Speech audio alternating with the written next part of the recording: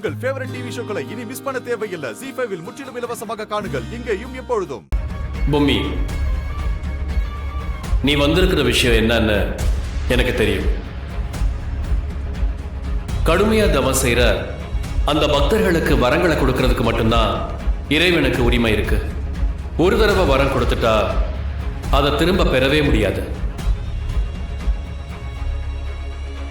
அதே மாதிரிதான் அகோராதிபதியோட முழு வீரிய சக்தியை திரும்ப பெறும் ஆற்றலும் உரிமையும் அந்த வித்தையை கத்துக் கொடுத்தவனுக்கு கூட இல்லை.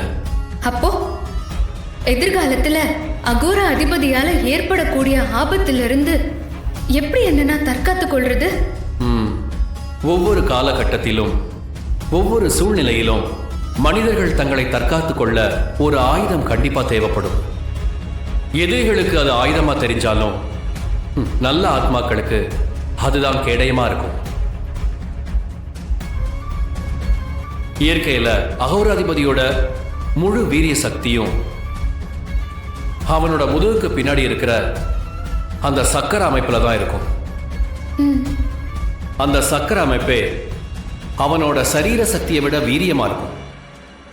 அகோராதிபதியோட துஷ்ட சக்தி சக்கர அமைப்புல வீரியமா செயல்பட்டு இருக்கும்போது கூர்மையான ஆயுதத்தால ஒரு முனையில தொலைச்சு மறுமுனையில வெளியே வர மாதிரி செய்யணும்.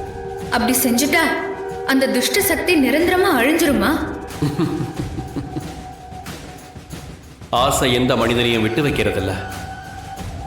யாரா இருந்தாலும் ஒரு பிரச்சனையில இருந்து வெளியே வரணும்னு நினைக்கிறாங்களே தவிர அந்த பிரச்சனை எந்த இடத்துல இருந்து ஆரம்பிச்சது, அதுக்கான மூல காரணம் என்னன்னு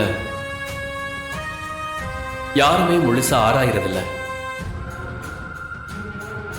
அகோராதிபதியை கட்டுப்படுத்த உனக்கான கேடயத்தையும் ஆயுதத்தையும் நீதான் உருவாக்கணும் பொம்மி. கூர்மையான ஆயுதத்தால உடலை தொலைச்சாலும் குறிப்பிட்ட நேரத்துக்கு தான் அந்த அகோராதிபதியோட முழு வீரிய சக்தியும் கட்டுப்படுத்த முடியும். நிரந்தரமா உன்னால கட்டுப்படுத்தவே முடியாது.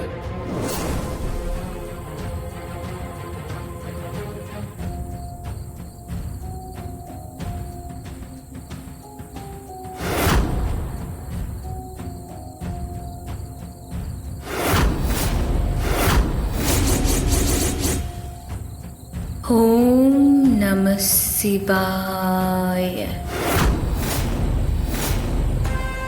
ஓம் நம சிவாய. ஓம் நம சிவாய.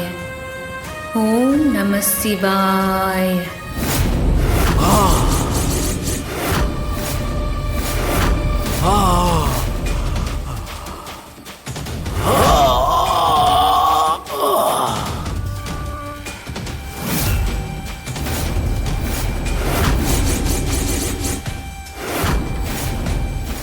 ZEE5 ஆப்பை டவுன்லோட் செய்து அனைத்து எபிசோடுகளையும் இலவசமாக பாருங்க.